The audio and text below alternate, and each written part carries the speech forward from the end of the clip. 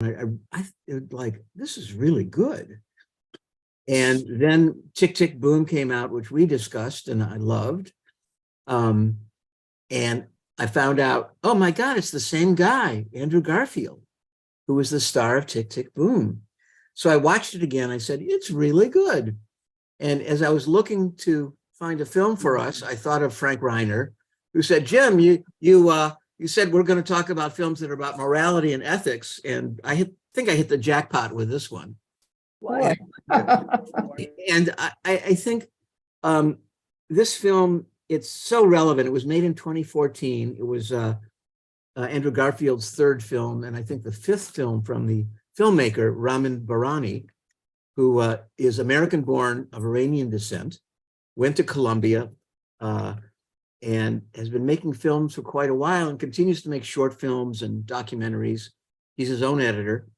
And I'm so impressed with everything we've seen. He did The Man Who Sold His Skin the year before he did 99 Homes. Year after. He just did The Man Who Sold His Skin. He did 99 Homes 2015, Fahrenheit 451 in 18. And he did another film after 99 Homes called White Tiger, which we may see. It's set in India, and it has Reese's stamp of approval, so I think we can see it. That was a joke for those of you who didn't get it. If somebody knows Risa there. So this guy is really smart. I mean, if you think of The Man Who Sold His Skin, about the poor Iranian man who loses his true love to an Iranian diplomat who's stationed to Belgium, and then chases her there and pays his way by allowing a well-known international artist to tattoo his back. Yes, we saw that. Yes. With a passport. I mean, the international passport. So it's a very knowing, smart film, and the escape from the fiction that the artist and the modest Iranian man, arrange is so clever. It's ultimately just a very winning film, and not intellectual at all. And this is the film he did before that, and years before. But this is a remarkable film. As I said this morning in Torah study, not very well. This is a film about the American dream. You know, starting with a young guy who doesn't have it, and who gets shot down and depressed, and the thumb of this is on him. Miriam, could you mute yourselves for now? Thank you. Can I what? Thank you. So it's really about this fiction of the American dream, the Horatio Alger myth that we could all be rich and famous someday, the myth of TikTok or MTV videos or the Kardashians. It's, gee, I could be like that someday. I don't know how to change it. I'm afraid to do anything. Miriam, lower left corner, there's a mute button. Please click on it. So it's that people are always looking for something outside themselves as a balm, as a salve to their own insecurities. Whether it's Donald Trump's people who stormed the Congress, you know, God knows, they had many insecurities, many of them white, unemployed, and undereducated. That's plenty of reason to be insecure. It doesn't mean you should go out and break the law like that. So there's all kinds of explanations, but I have come to look at people who I see as doing wrong as betraying or revealing to us their deep insecurities, not just their psychopathic flaws, if they have them. They're reacting out of something that's hurting them painfully, and they choose the wrong solution. So we switched to Dennis Nash, and he's this unassuming guy. He's a laborer. He's skilled as a construction worker, smart kid. We don't know why he's not with his wife anymore. We did learn that his father drank himself to death, and he's living with his mother. And the son that he is in charge of, we don't know what happened to the wife or the mother. And we never learn that, and that's okay. But we witnessed them at a really bad time. And the first big scene is a 9-minute scene, which is very long in a movie that's not that much longer. You figure it's 20% of the movie. Actually, it's not 10% of the movie. And we see the eviction process firsthand. First, the rejection in court, and then the actual eviction the next day. These people are bereft. They have a range of reactions that's totally persuasive. Laura Dern, as his mother, gets more emotional than he does. This is the home she grew up in, and the home she bore her son in, and the home her grandson grew up in. Mm-hmm. So it's a modest family homestead in Florida. After the 2008 real estate crunch, when all kinds of homes went into bankruptcy, foreclosure, and people who didn't understand their mortgages got caught. Unfortunately, the government bailed out the banks and not the individual mortgage holders, which was a terrible mistake in judgment by our administration at the time. And I blame Larry Summers and not Barack Obama for that, but that's getting into the weeds of economics. Jim, I think it's way more complicated than that, and I don't think you can make such a statement on such a blanket basis. Thank you. I'm so sorry, Steve. I offended your banker sensibilities. But let's face it, the people who got stuck in the mortgage crisis were poor, uneducated, and got sold a bill of goods. And that is so untrue for a huge number of them who went from. I just think that's a really unfair oversimplification. It's not appropriate. But you're mistaking a small part for the whole. I'm mistaking maybe 60% for the whole. So I'll leave it at that. There were many other reasons as well. I acknowledge that. But this was a deep crisis when many people were affected. You see, there's a hedge fund manager who has to default on his home in the film. And you see there are working people. There are people, old people who are so senile, they don't even know who to go to. And they have reverse mortgages. All kinds of people were affected by this. These are the working classes that got hurt in this recession, or the Great Recession, as we call it. And we see firsthand what this is like through the eyes of Dennis Nash and his family. So his first thing he does is he searches for work. And we learn early his mother wants to go live with their brother. And he's so angry with Rick Carver at the scene of the, is it at the scene of the eviction or at the office where he goes to look for his stolen tools? And Carver says, you want money? I'll give you $50, come to work for me. And it's on another eviction, right? So this is marker number one. Rick Carver knows to exploit Dennis Nash because Dennis Nash is desperate for money, right? Right. These people, they're not necessarily smarter, but they are quick to sense when somebody is hurting and how to speak to it. Just like some politicians can assuage the unemployed and the people who feel neglected by the woke culture to champion them to a certain amount of righteousness and then stimulate them to an overreaction. But you can't deny that the MAGA crowd, and this is getting political, the MAGA crowd was rightfully angered by their place in the culture and mostly by unemployment. And they were not heard by the Democrats. So Rick Carver is a stand-in for smart business people who know how to exploit workers. He offers them $50 to show up. So he shows up at the house where previously evicted tenants have intentionally clogged the sewage lines to make the house unlivable. And the only guy who's willing to do it, because he's the hungriest guy on the street, is Dennis Nash. I'll go in there, but he negotiates $250. Again, that's kind of interesting. It establishes Nash as a wheeler dealer, even though he's small change compared to Rick Carver. And then here's like the second variation. These are turning points I'm going to point us to in the course of the discussion. The second turning point is that he can't do it alone, and Nash knows he can't, and Carver knows he can't do it alone.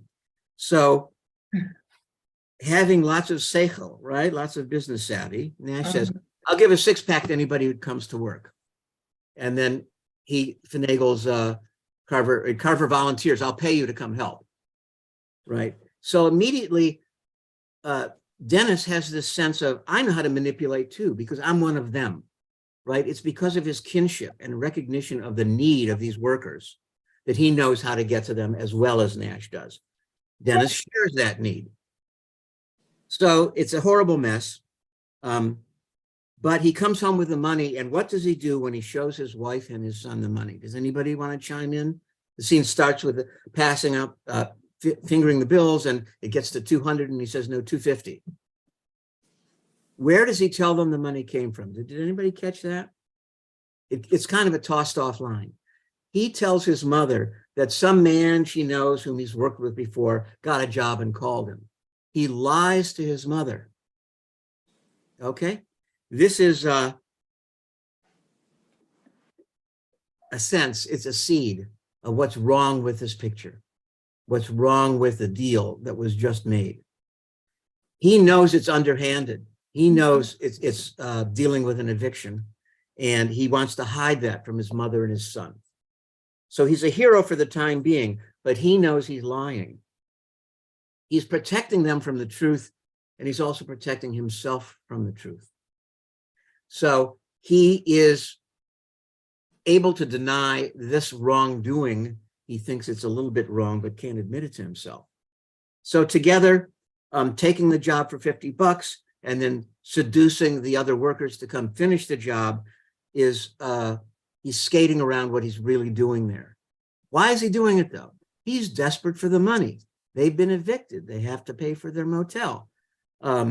It's food and housing that you have to, it's a mandate that we all acknowledge that we have to provide for our families, and it's respectable.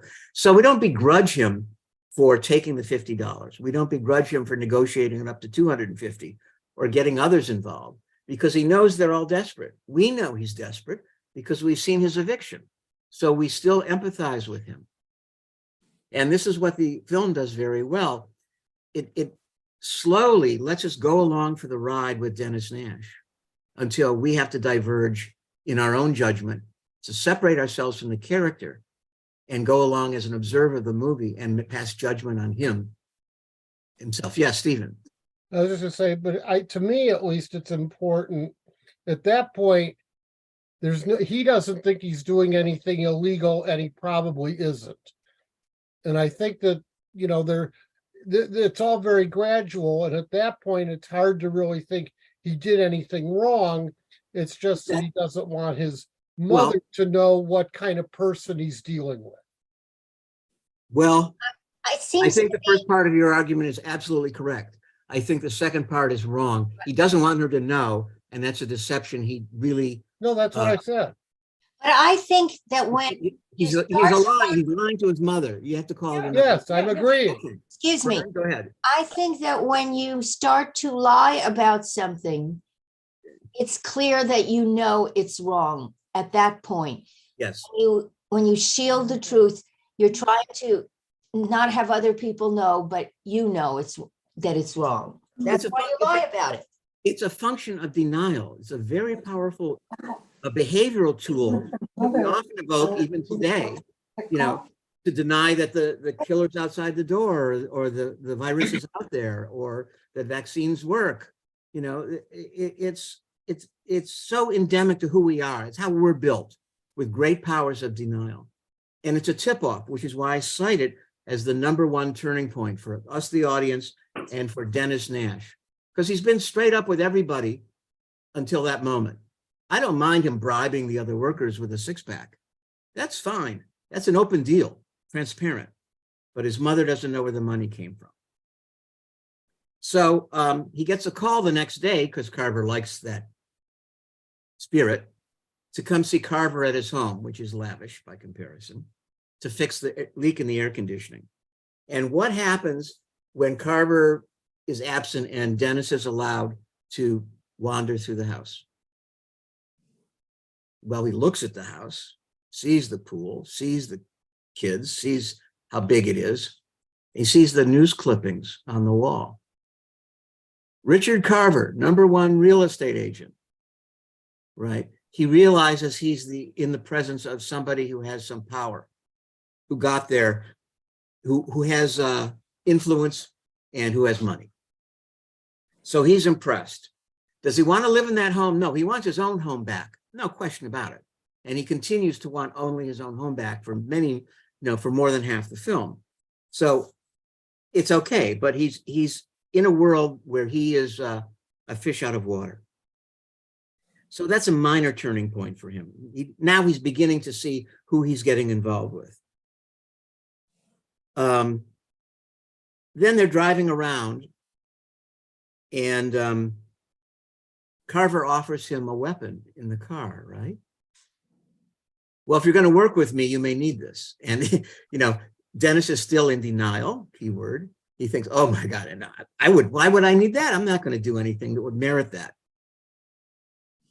And then they find the guy who is stealing electricity and water from the neighbor.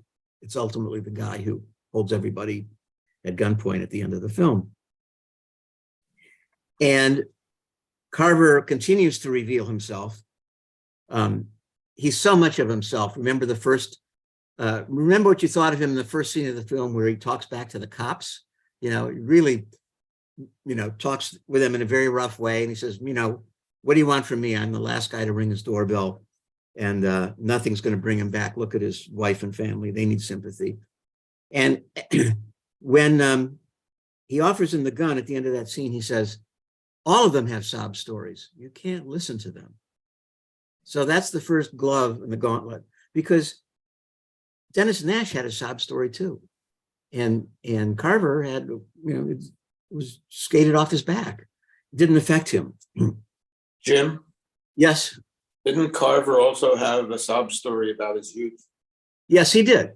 Okay, so he was made by his background. Yes. And he learned, what did he learn from his background? His father, Survival of the fittest. Survival of the fittest. That's right. He said, I'm not going to be the one on the bottom.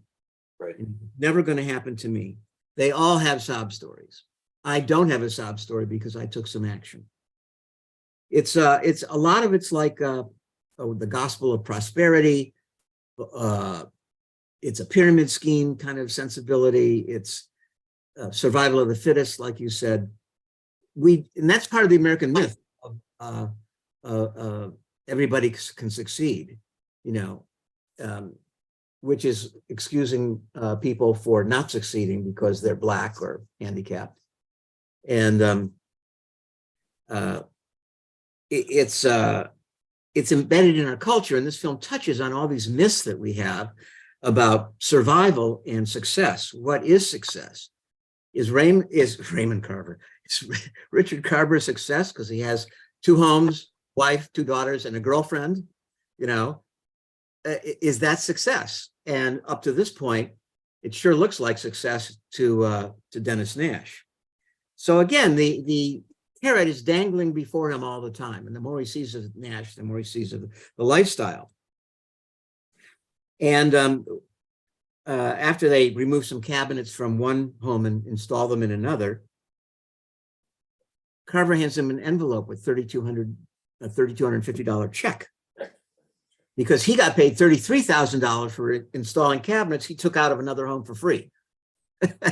So it's quite a scam, but it's okay because $3,250 is great. He's still living in a motel with his family. And Dennis says, I don't care about the government. They never did much for me, But he does say, and Fern, this goes back to what you were saying, when he looks at the cash, he says, that feels like trouble. He knows there's something rotten about it because he's getting $3,250 out of the $33,000 that Carver got. So again, there's this awareness that all is not right, but I'm going to go forward anyway, because I'm desperate for my family. He's still pursuing that virtuous struggle. This guy's the criminal, I'm not. I'm just getting a paycheck for working hard. And then Nash turns on him and says something about, you stole because you didn't pay back your mortgage. And wisely, Dennis fights back and he says, no, I didn't steal. I used the mortgage to buy tools so I could earn money to pay back the mortgage. That's a very nice catch-22, but the work petered out. Again, he did it because it was that entrepreneurial spirit of the American dream that if you work hard, and you take advantage of opportunity, you make opportunity for yourself, you will succeed. But big events that you can't control as a construction worker will work against you.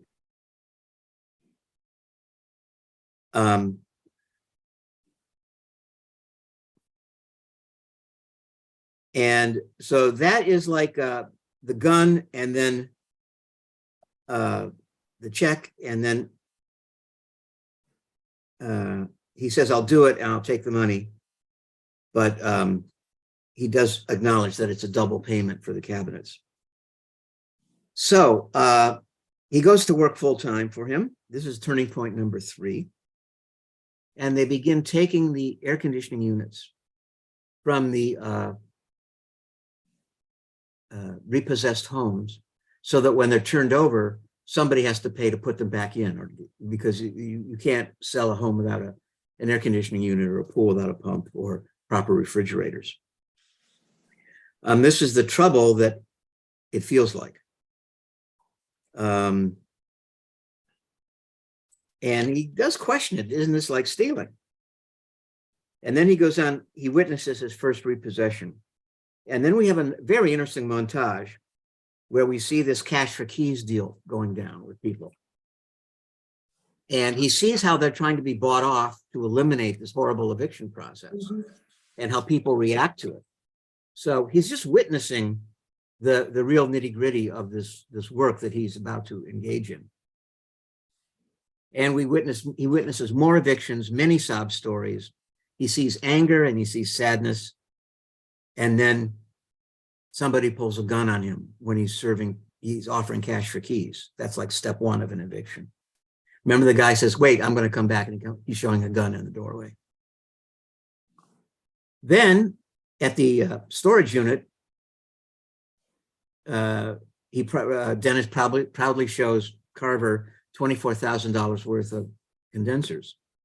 And there's a check for him for $6,700. And then he asks for the revolver. So what's the connection? You guys, it's like, it becomes more obvious, I think, with every step. A man pulls a gun on him when he's offering cash for keys, and then he asks for a gun himself. What does that mean? It means he's acknowledging the threat. And if he's acknowledging a threat, that means maybe he's doing something wrong. Well, Maybe he's arousing the same anger that he felt when he was evicted. Yeah, Frank. Yeah, I think he's conceding. He's really crossed the line, and he knowingly then he's going, Okay. he's wholeheartedly joining, gun and all. It certainly is an indication of that. It gets deeper. There's a cash for keys program, and he enlists all the workers, the wrecking crew, to go out and sign these documents, and he's going to give them $2,500 cash for everyone they sign. Okay. And he gets some love from his coworkers. So this is also something, that we haven't talked about. You can't put a price on the love of your peers, the admiration, doing something good for them, their adoration. That's a seductive thing too, that this lifestyle offers Dennis, who is basically just, a construction worker like any other, got laid off like any other. And then in the golf cart, when they're introducing the city councilman, after that, Carver asked him, so what did you promise the guys?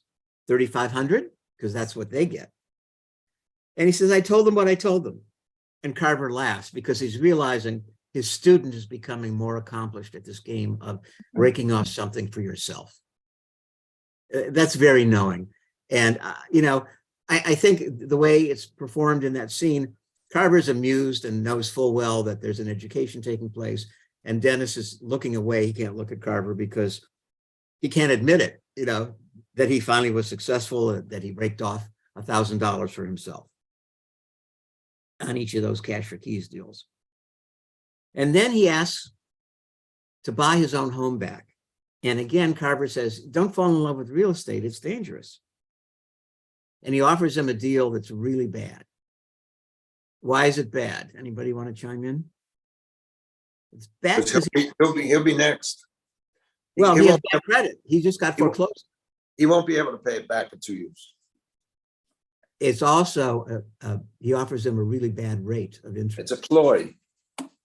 Well, it's another, okay, if that's what you want so badly, I'm going to make some money off you. Mhm. So I'm Mhm. giving you a It bad. also means that he's tied to him. That's right. That's right. And this is how enablers ensnare the codependents. You've probably seen that in your practice, Vern. Very good observation, I think. But he can't, Dennis, who's still the family guy, can't resist it. There's virtue in taking even a bad deal to get your home back. Remember, his son said, excuse me, you're next, Natalie. His son in the car said, "You said we'd never lose the house and we did. You lied to me. You're awful." And that hurts him more than anything, because his success with his son is the most important thing in his life. Mhm. So Dennis gets wounded, right, by the importance of the home, and Carver sees that. So he sees deep into Nash's motivations and knows how to ensnare him. Natalie? Oh, well, I think an important thing we should discuss before going any further is the beginning of the film, when he was trying very hard to get work and it was not coming to him. So we need to discuss what were his options, because to me that was very important, why he decided to go this way. He was smart. He knew this was not going to be easy and there was trouble here, but his main thinking was that little boy and his mother. What was he supposed to do in terms of earning a living to pay for anything? That we should throw that question out. Well, I think it's the filmmaker's great turn that he had that scene in the car and calling on people, and he gets no, nobody's hiring anymore. At least he tried to work. So he was pushed into this. Right. Natalie, are you excusing him because of that? I'm not excusing him in terms of doing something evil, but I could see we have to discuss where he was going to go.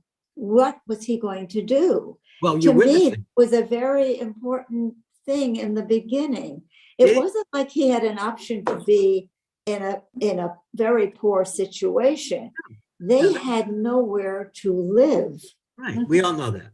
And there was no one, his mother, and he could not support this boy and themselves in any way. So what was his option? Well, he didn't have any. He was pushed into it. He was But desperate. Isn't that the just- central question of this movie, though? That, in other words, at what point does the fact that you have no options and are desperate legitimize behavior that's simply unacceptable? And how unacceptable does it have to be? I think that you raised it in your little blurb, and the question of how that might relate, for example, to the Holocaust and to the I didn't write anything. to the Judenrat, the Jewish Council. And we were talking about this. I have some people here, and we were talking about it, that that there were Jews, my parents included, who were offered the opportunity to work for the Jewish Council in the ghetto of Warsaw, and they were desperate. Their families were, and they were offered pardons, if you will, or better circumstances for their families who would otherwise die. And many people took advantage of that and joined and turned in other Jews, or in other ways collaborated. And some people, my parents included, said, no matter what, no matter how terrible, this is a step too far and I'm not going to do it. And obviously that's on a far extreme of what's the balancing, but it is the same kind of balancing. And what Okay, yes, but in this particular film, when he took the money and started working, the way I saw the film today, he did not realize what was going to happen in the future. He got stuck, is what Natalie, happened. he did realize that he was doing serious wrong from we just talked about No, it. at Very first he beginning, was he just started going, to lie. well. And he the knew way I it was saw- wrong. He didn't know No, the ultimate. Wait, okay, let's like throw some water on Let's this. change it because we'll go on somewhere else, No, but Natalie, I think you put your finger on a very central question. that This is was correct. this was forced upon him. We forgive him. The question then remains, up to what point is it forgivable? And up to what point do people cross a moral line? That's right. That's the point of the film. Yvette? You're muted, Yvette. He crossed the moral line. That's exactly it. And when he finally faced that he crossed it, he was stuck. He couldn't do Right. he couldn't do anything. And by that time, he had gotten used to having some money and Right. not and providing a house for his children, for his son. And he was really stuck then. And he was lying to them. He was lying to his mother. He was lying to his son. He was really caught on Right. in every way. So what Let could us he do? pursue this slippery slope, because that's exactly why I detail all these points. These are what a screenwriter or a director would call the emotional beats of a movie. What are the things that happen that propel us down the line? And he takes various steps that push him farther and farther away from decent moral grounds, past providing for his family, into selfishness. When does he get seduced by the devil? Right. That's what it's all about. And you have to watch the whole movie to enjoy and to learn from this slippery slope. So he starts out with our forgiveness for the petty stuff, the $3,000, or maybe the Right. but everybody will have a different tipping point for him. So let's pursue that and see where each of our tipping points are. So where was we? He goes home and he's very proud. He takes his family back to the house. This is number 6. It's mine again. Mission accomplished, right? It's like, I promised I'd get it back. The son's thrilled. He goes into, play mock basketball in his empty bedroom and doesn't paint his room, but as was said. But it's like he has achieved a goal in life. His goal in life was just to stay in the home and provide for his family. And now he can stay with that previous goal that he had and be content. He's a decent man. He's an honest enough man. Notice I said honest enough. He's taken care of these 2 people who are dependent upon him and whom he feels a terrible obligation to. His mother for having raised him, and then his obligation to his own son for having to raise him as a single parent child. So he's still a good guy by this point for most people. And then close to the midpoint of the film, we get this big lecture, as Mitch pointed out, from Carver about how he got there. Because Dennis begins to question what they're doing. And he says, what do you think you were doing working for me? This is, Faust, the devil talking to Faust, and all kinds of other films that we've seen and stories that are throughout history of, siding with the devil. You benefited from the evictions, just like I have. And he says, America in 2010 doesn't create winners by bailing out losers. It creates winners by rigging things for a nation of winners. Now, that's a bit callous, but I can certainly agree with America doesn't work by making things easier for the losers or the poor or the uneducated of any color. So there's a lot of truth in what he's saying, but again, this is survival of the fittest. And then it comes the midpoint. That's about at the midpoint of the film, where that's the line. Are you going to be a winner or a loser? Yeah, Mitch? I wanted to go discuss, Steve made the point that he wasn't doing anything illegal. And somewhere he got the idea to do the stealing of the appliances and the air conditioning. And I got the idea that was his idea to do that, an opportunity, a business opportunity.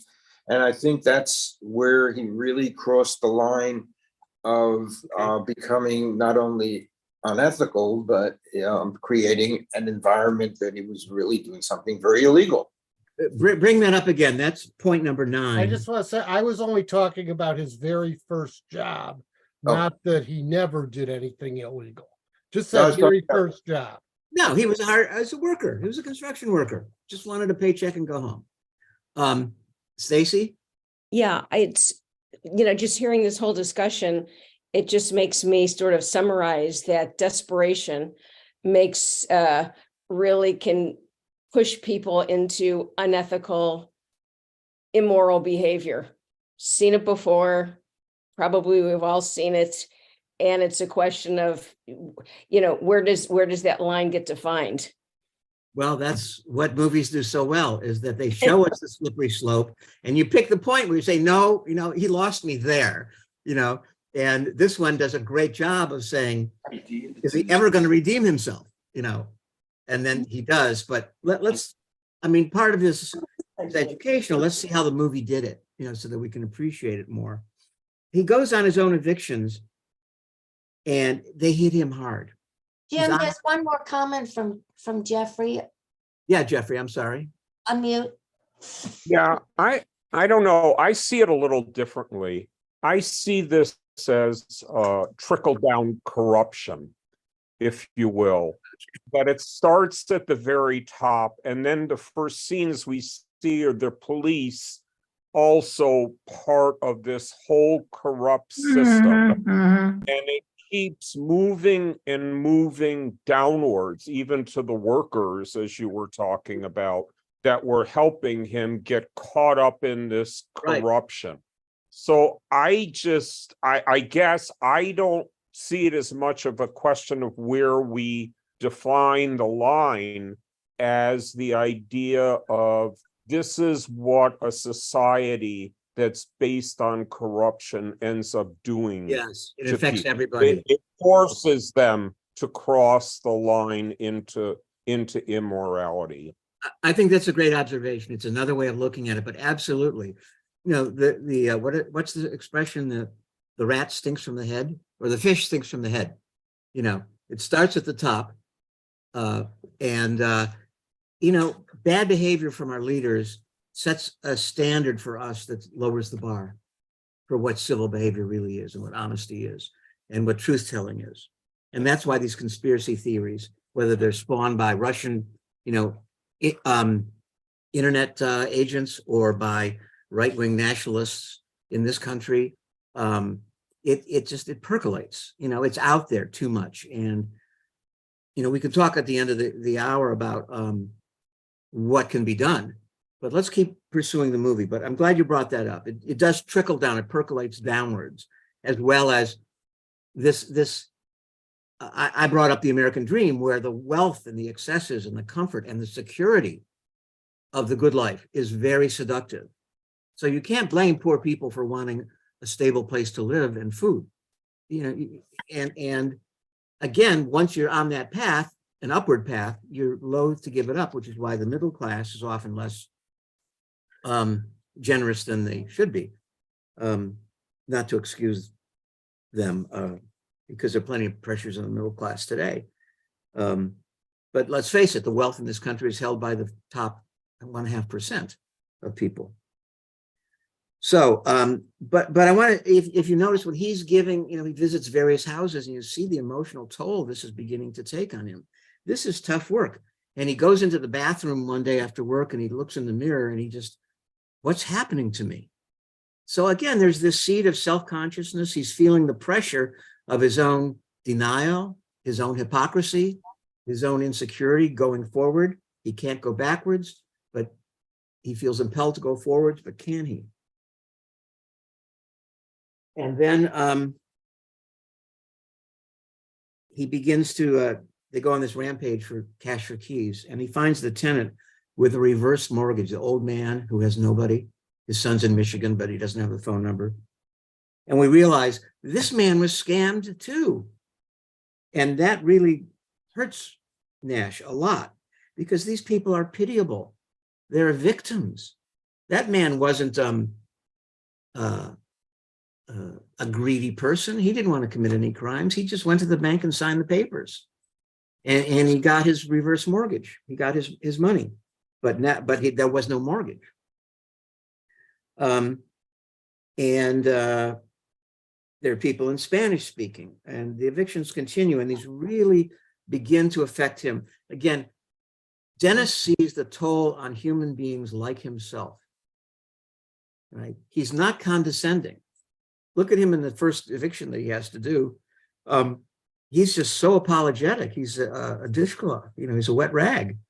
He doesn't really want to do this. It's not part of his own DNA. So at this point in the movie, he begins to turn, I think, with some kind of self-recognition. Jim, Yeah. didn't he go for the big house before he turned, Jim? I think you're a little premature. He went for the big house. Well, it's like he can't even admit it to himself. But I'm saying the filmmaker is planting the seeds of this is gnawing away at him, and he can't articulate what it is, and he can't act against it. He's fighting himself. And there's a very funny photo session for his business card, which says he's made it. He's important now. And then we introduce the climactic story here, the deal for the 1,000 homes that Carver wants to get. And Dennis stands to make $200,000 to $300,000, more money than he ever imagined. He can join the moneyed class with this. And that's where the corrupt councilman comes in. I mean, when Carver meets the councilman on the golf course and pulls him away and, they're buddy-buddy, there's something fishy there. And what happens, this is another turning point. Dennis goes back to Frank Green's house. Their boys were playing with a globe in the beginning, and he disconnected the water and power line. And he tries to help, and Frank Green refuses to help. He knows what side Dennis is on. Dennis has never had true friendship refused. He doesn't realize he has become the other, right? The bad guy, the evildoer here. He's not just a messenger. That hits him pretty hard too. And then Mitch happens when they're negotiating in the helicopter. Dennis gets the idea, or after that, to steal the air conditioners from the repossessed homes the other realtor has the rights to. And when the buying company to buy out that smaller realtor realizes, none of them have air conditioners or pool pumps, the deal's off. And then it opens the door to Carver to say, well, what if I install all those for free? And then Dennis says, no. The pool pumps and the compressors are off the table. Cabinets and appliances, yes. And they have a deal. So the dream deal of 1,000 homes at once rather than one at a time is theirs. So that's probably the supreme seduction, where Mitch, as you said, he participated in the planning of a scheme that was meant, one, it was illegal to steal the air compressor, the condensers. And it's two, he's creating it. It's not just that he's actually stealing it now. It was his idea. He learns quickly. So there he's clearly sold his soul to the devil, because he's scheming better than even Carver can scheme, right? Learn better than he's the sorcerer apprentice, except he can't control this, And then there's something else that happens, and this is turning point number 10. He goes home. It's his son's birthday party. They're flipping burgers on a grill in the parking lot. And a disgruntled guy with a red beard comes in his Volvo and his family and recognizes Nash as part of the eviction team and shames him in front of all the other residents, most of whom have been repossessed, and bangs on the door and the window. And again, he's now revealed to his mother that he's working for Rick Carver and that he's been lying to her, right? So it's not just that he was called out, but that his mother knows now. So it's bad boy coming home and his mom has him, in spades. Natalie, did you have a comment? No, okay. So again, that's there's one kind of emotional blow that the innocent people he's evicting give him. And there's another kind when he gets into this fight with the guy with the beard who shames him in front of his mother and reveals the source of all this money.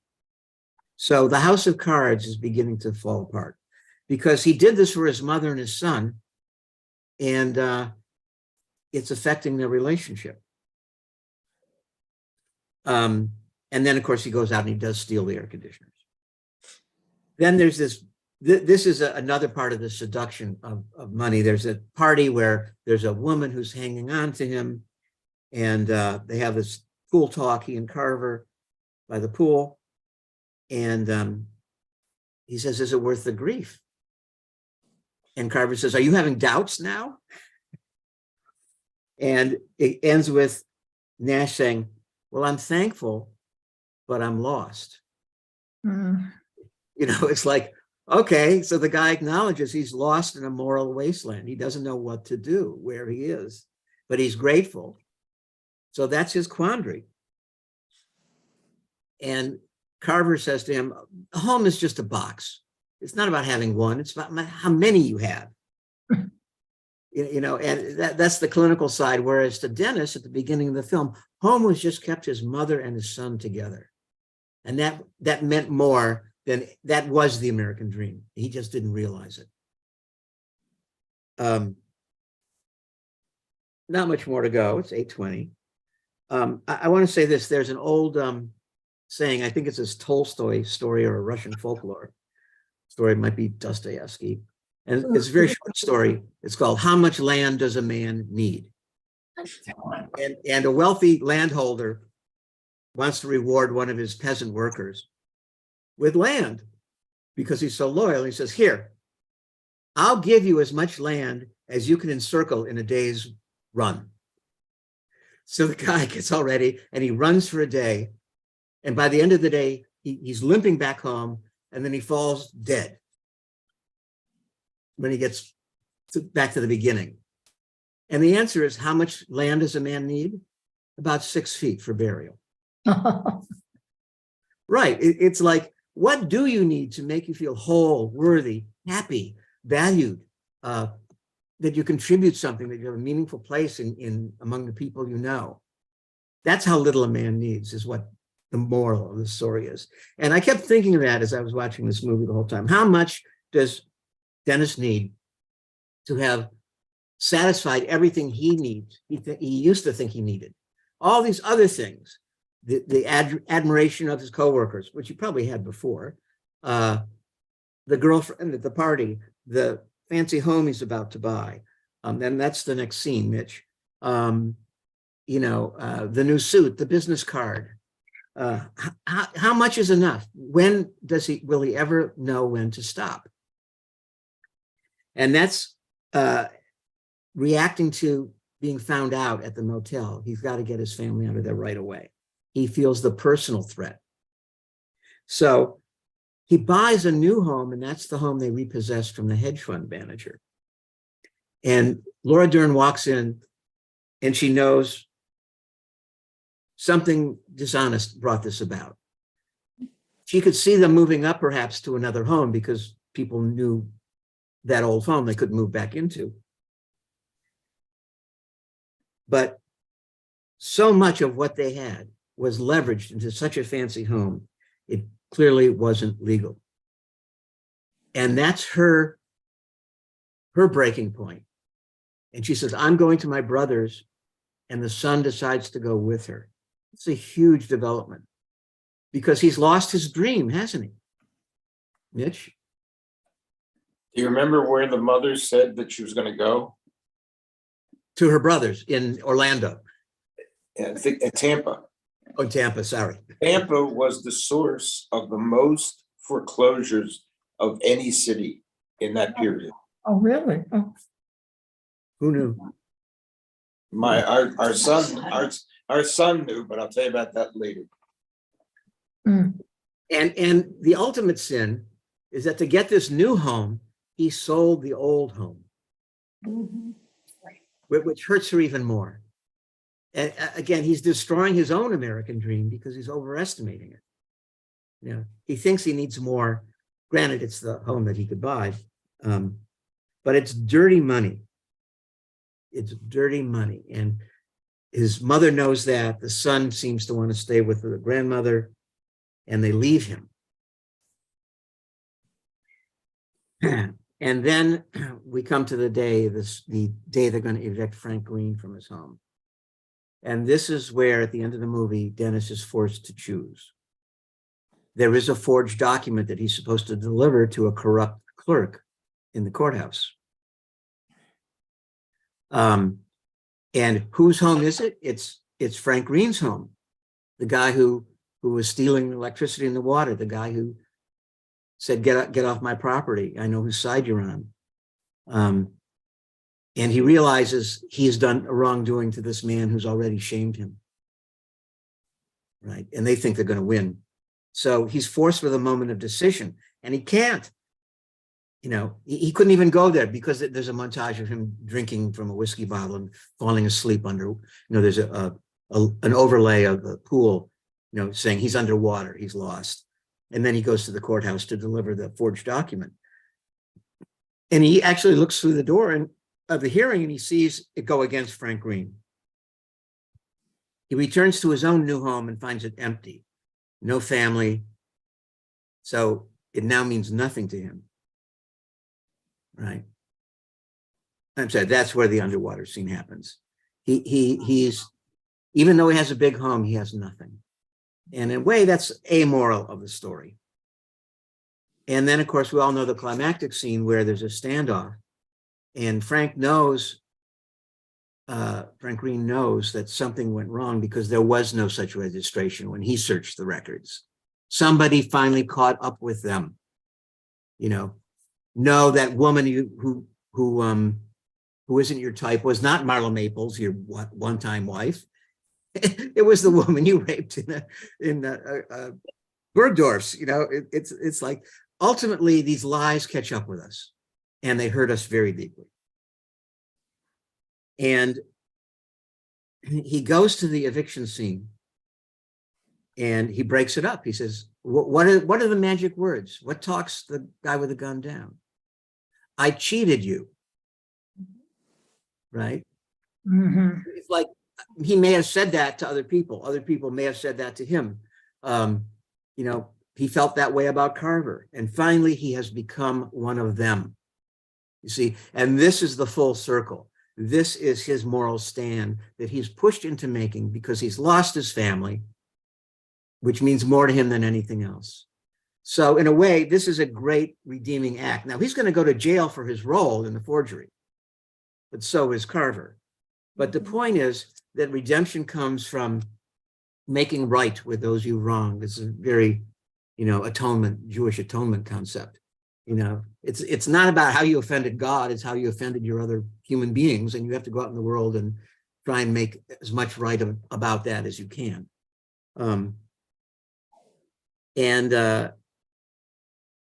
It's a very big step for him to take, and I think the most telling thing about it is as Dennis goes into the police car because he's being taken to jail, the other son of Frank Green comes to the window and knocks on it, looking at him.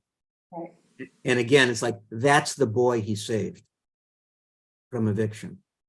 A face is put on it. And that's the last image in the movie. It's not the star. It's the consequences of his behavior. So, you know, I just have so much respect for this small, modest movie. I forget what the budget was. That doesn't matter. 6 million. 6 million? Yeah. Yeah, probably was inflated. It was made in 2014. Very modest film, though, even then. Who's in it? Nobody. Garfield wasn't anybody. Although Garfield, you know, was in the Spider-Man movies the year he made this and the next year. He's been in 3 Spider-Man movies. He's an action hero, skinny action hero, right? And Tick, Tick, Boom. Who knew he could sing and really act? Well, we know from this he can really act. If I can't, in his last scene, I thought the lack of a more violent reaction from Carver surprised me. In fact, he put him, he patted him on his shoulder, maybe facetious or whatever, but said, "You did a good job," or something like that. And it was reluctant forbearance or whatever, but it wasn't a reaction. "What'd you do?" And which. Well, it wasn't a usual movie either, It's like they had you. I mean, I kind of liked the devious part of me liked how conniving Carver was. I admired his shrewdness, but I didn't condone it, And I think, Frank, you're maybe too forgiving because it was sarcastic. I said maybe facetious. It was sarcastic. It's like, you really fucked me up. Sarcasm was a more proper description. But the police, Carver isn't going to like go postal on the police. He knows he's in trouble. Yeah. And he'll, but I didn't expect that either. But again, it's part of the filmmaker's inventiveness, that he can do stuff like that, and you totally accept it. It's like, game's up, you got me, it's over, period. Yeah. Well, guys like that hire good lawyers. He'll slither up from his rock again. Excuse me, Fern? He will slither out from under a rock again in another day.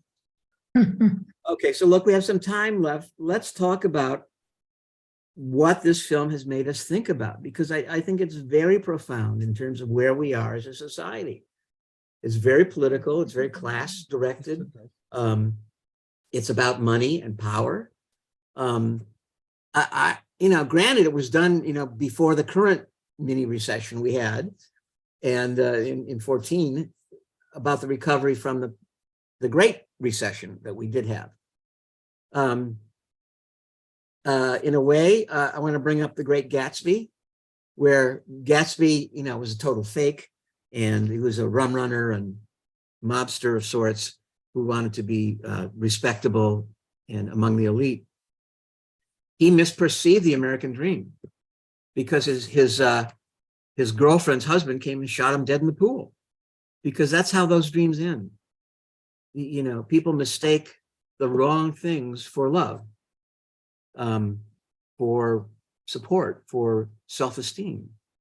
And our society does a pretty bad job of making people comfortable with themselves, because we're constantly throwing up financial success, beauty, race,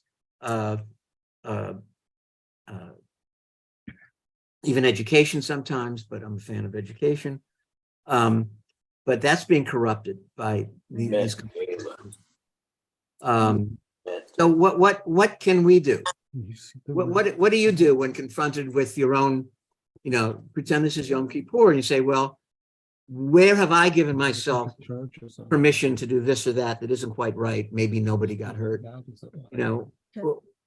It's like, there but for the grace of God go I, when I look at Andrew, and of course he's a hero because he pulls back, but he's got a big price to pay. And that's part of his strength. He knows he's probably going to get some kind of jail sentence for participating in the fraud. Maybe because he blew the whistle, maybe he'll get off. Fern? Well, I just am thinking about the Jewish concept of practicing ethical behavior in the small instances when it's easy, so that when the decisions become difficult, as they did here, one is practiced, you have strengthened your moral muscles. Mm-hmm. And yeah. Where do you glean that from? Can you think of any specifics in the Torah or just? Well, it is in fact, we are taught, and in all of the Jewish writings, we're taught to follow what seems often to other religions to be, petty, small things that we have to do. And we are taught to do that so that it becomes part of our fabric. And when you do that, it becomes easier when things are difficult because you're used to making the hard, right choices. Right. And ritual has a purpose sometimes, and the act of giving, which is a commandment, is one. But when we read the Torah in English, usually, for most of us, or we go to Torah study, you find all these directives and traditions, and they have a purpose. They may not be directly applicable to our world of internet and cell phones and telephones and electronic Zoom communications, but they're lessons. They're lessons in living how to be with other people. And other religions have this as well. I mean, the cornerstones of the three major religions are charity, feed the sick, feed the hungry, heal the sick, clothe, give shelter to the stranger. They're the cornerstone. It's like this. Nobody has a right on this as the. But I do want to add that we don't just emphasize that. We are also told in Judaism that when you die, one of the first questions you will be asked was not, did you give charity, or were you honest in your business dealings? Because who you are in your business dealings ultimately is who you are. You're not a different person. Right. But it's the small things, how you treat your family, how you treat yourself. Jeffrey? Wow.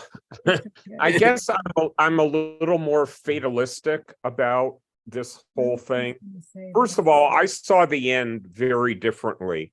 I saw him taking responsibility. He was going to go to jail, but not necessarily the other guy. I may have completely misread that, but he was the sole person to take responsibility for giving that fake document. But that's just a message.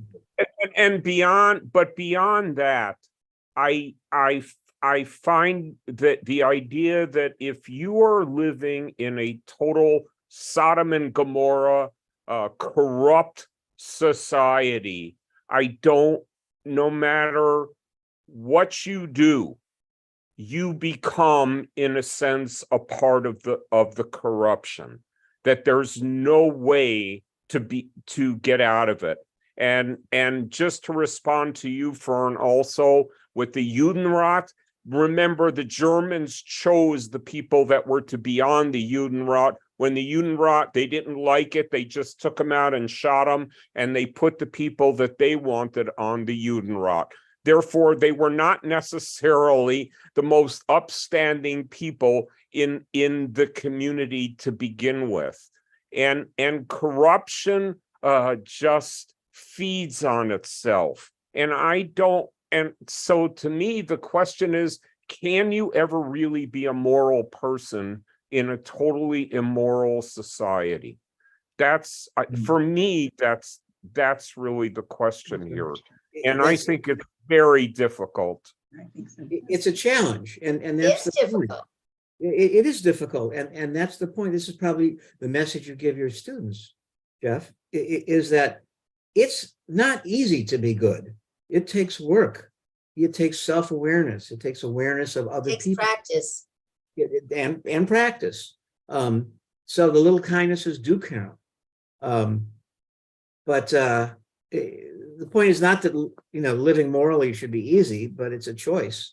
It's just like unfortunately, it shows what happens. Yeah, hold on. Let's let Marvin say something. Go ahead, Marvin. Unfortunately, it shows what happens when a lot of people lose their jobs, and people have to survive.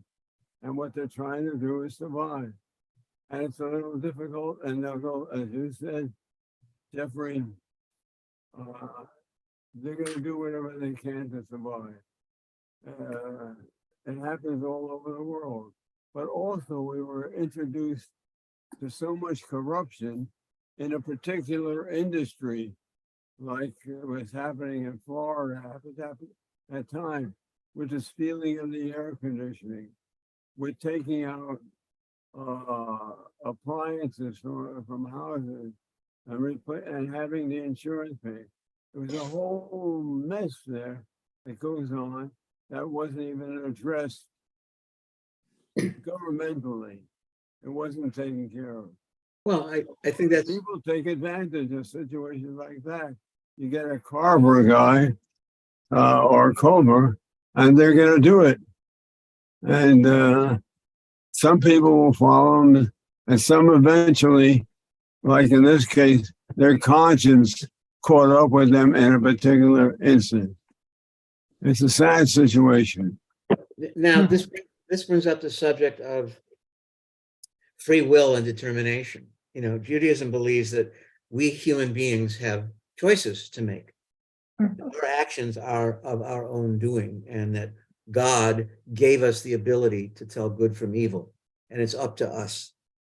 And you know, if you can look at the whole Torah as lessons, you know, a metaphor for living a better life than you would without the Torah.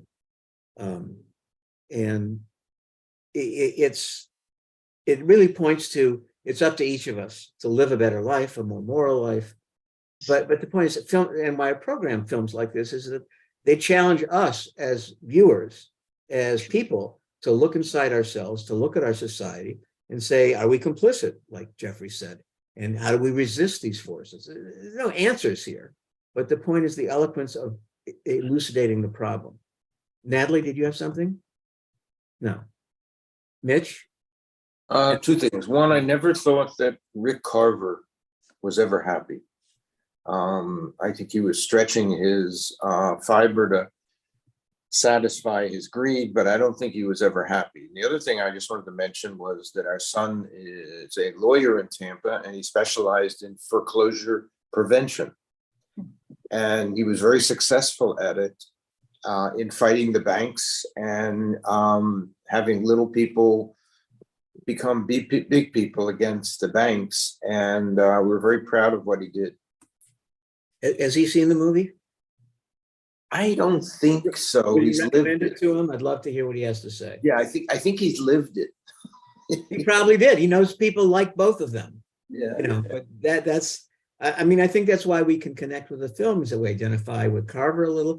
We identify with Dennis and his plight a lot. With some of the tangential people who get evicted, they kind of touch us in some ways because they're genuine. Steve and Mona? Yeah, go ahead. I was just going to say, you know, that moment where after Nash admits the cheating and the submission of a forged document to the court, and he didn't actually submit it. It's literally snatched out of his hands by this corrupt clerk or court official who's waiting for it. I thought the way Michael Shannon delivered that line, "Thank you," I thought there were several things going on. I didn't think it was entirely sarcastic. One thing I thought was that he was trying to present a public persona that was far more humane than he had ever demonstrated in the past. He was a quick thinker, and he thought, oh shit, you know, things are going down. I have to do something that makes me look like a decent guy. And so he was sort of praising him for preventing violence, loss of life, trauma to the children, doing the right thing, et cetera, et cetera. But I also thought there was in the look in his eyes, it was like just for one moment, he was freed of the terrible burden of engaging in this constant cycle of not only corrupt, but really cruel behavior. And clearly his wife had suffered from these horrible calls they were receiving constantly on their phone. So I thought it was an acknowledgement, a tiny little acknowledgement that it would be wonderful to be free of this burden of criminality. As Frank was talking, go ahead. The other thing is, it helped me actually for you to point out that the last shot is of the child because he's saved the home of this child. I did not get that at all when I was watching the movie. I found the look on the child's face completely inscrutable and enigmatic. I didn't know what the kid was thinking. And it didn't hit me that that's why the filmmaker chose to end that way. I must say, as a as a lawyer, this film made me crazy because it was so, it's simplistic and it collapses multi-step processes as if they all happen in an hour. And in fact, they would take months. And some of it is just, it's so unreal that I would have to just turn off that part of my brain and Yes, say, you have to. forget it. That's not what the filmmaker is interested in.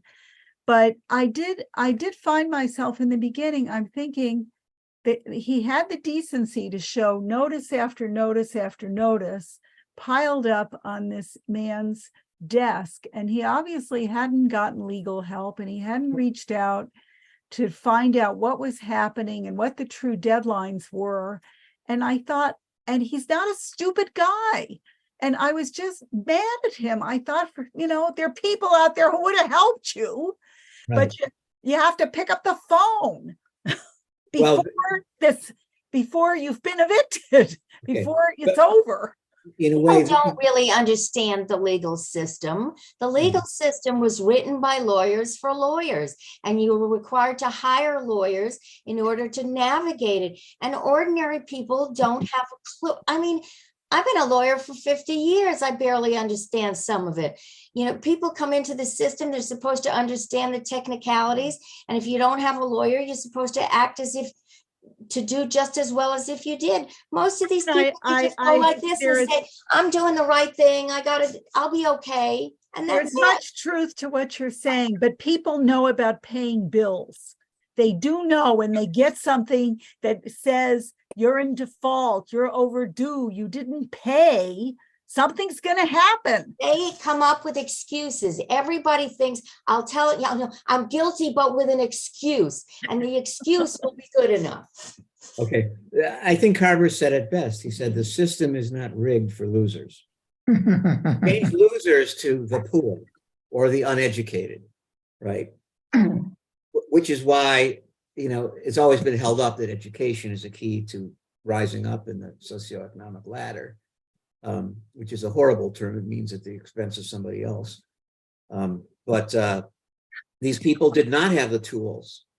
And even in 2008 or 10,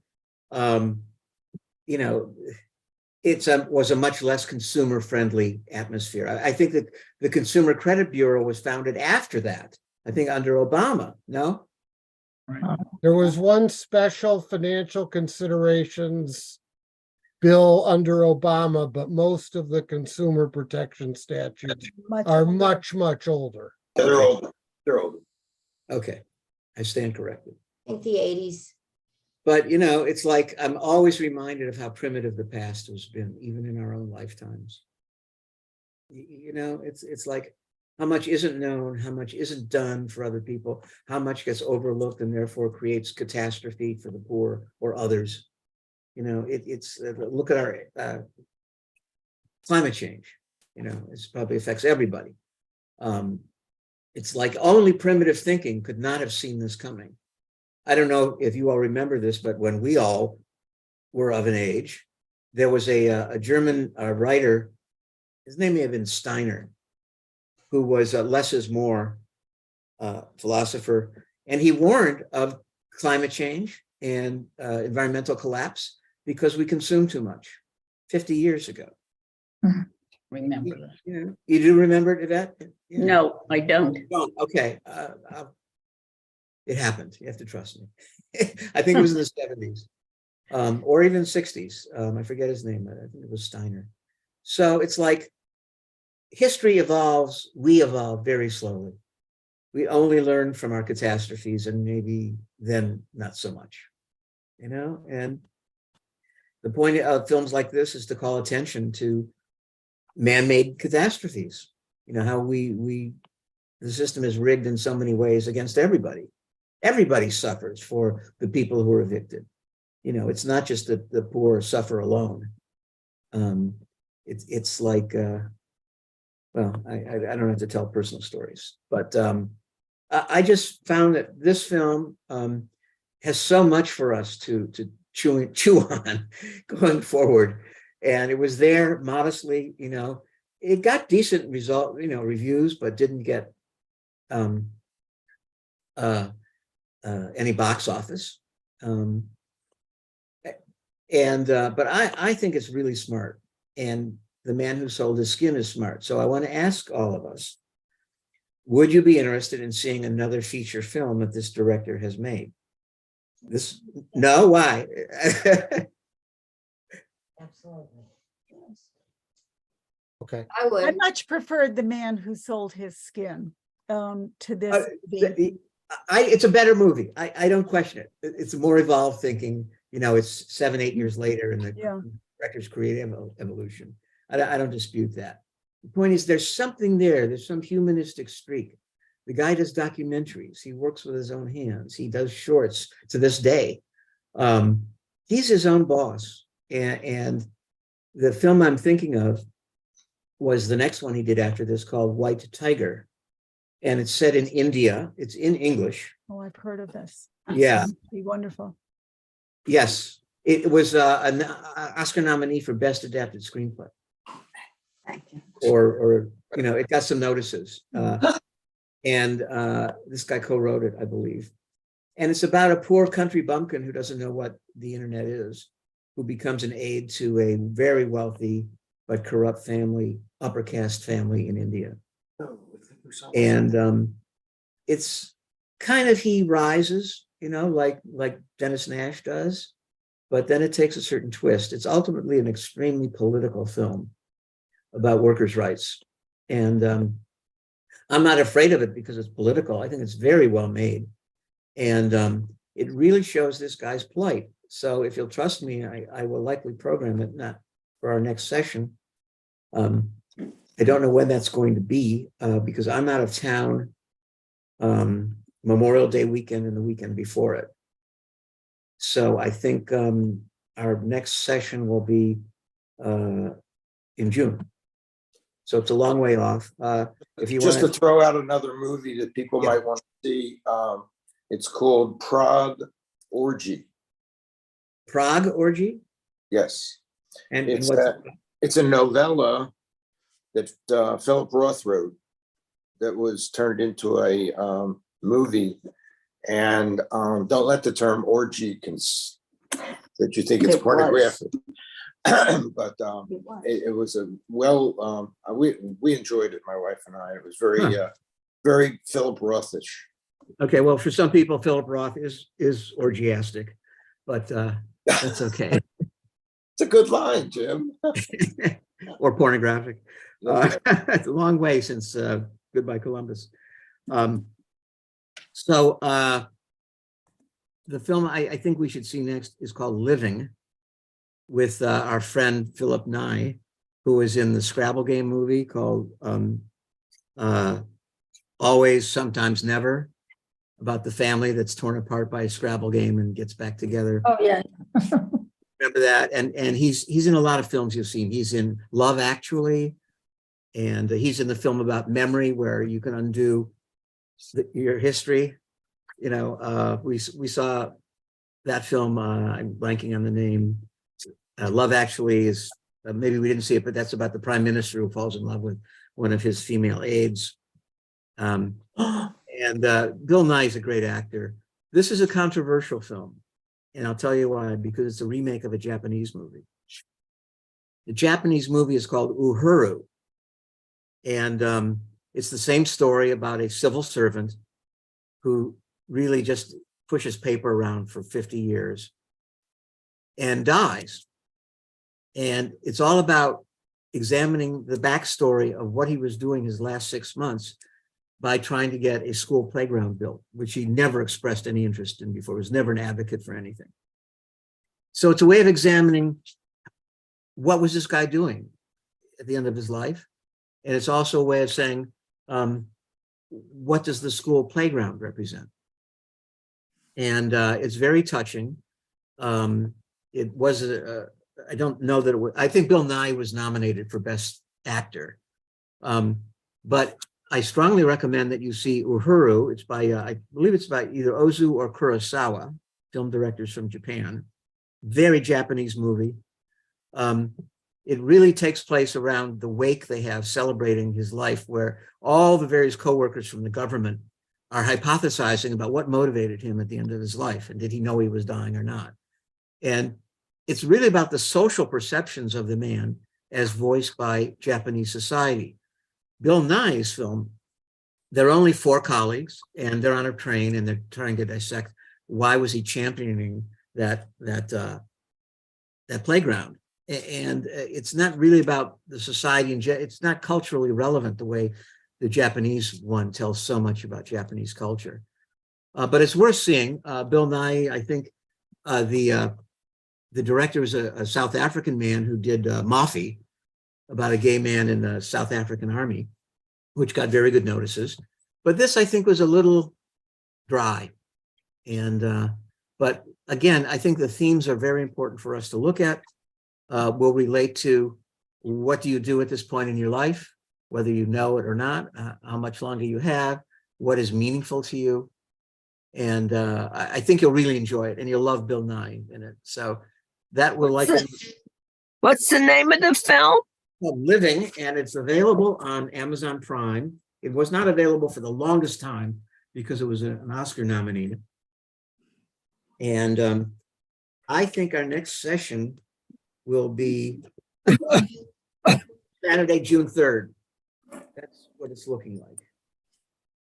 So, Jim? yes, When you mention that something's available on Amazon Prime, does that always necessarily mean that it's not on Netflix? usually it does. They're very rarely on the same. Often when they leave Amazon, they'll go to Netflix or vice versa. Have to go. Netflix is always free. There's no fee to pay. In Amazon, some of the films we see are free. Some have commercials, like this one. accessible. And to see a film on Amazon, you can still pay as a rental. You don't have to subscribe to Amazon Prime. You Okay. save them $40 a year if you don't want it. So really, those are the go-to ones. I don't think I've yet programmed a film that has to be seen on another platform. Ask, was that Philip Roth movie, was that Prague or Prague, wasn't it? Prague, the city? Prague Orgy. Okay, thank you. Not proud. Okay, thank you. I'm Yeah. gonna say goodnight, everybody. Okay. See you next time. So, thank you for a lively discussion. I hope it Thank was a you. film for you, and we'll see you on June 3rd. Take care. Thank you. Bye-bye. You could turn it off. You want me to throw this in the garbage? Yeah.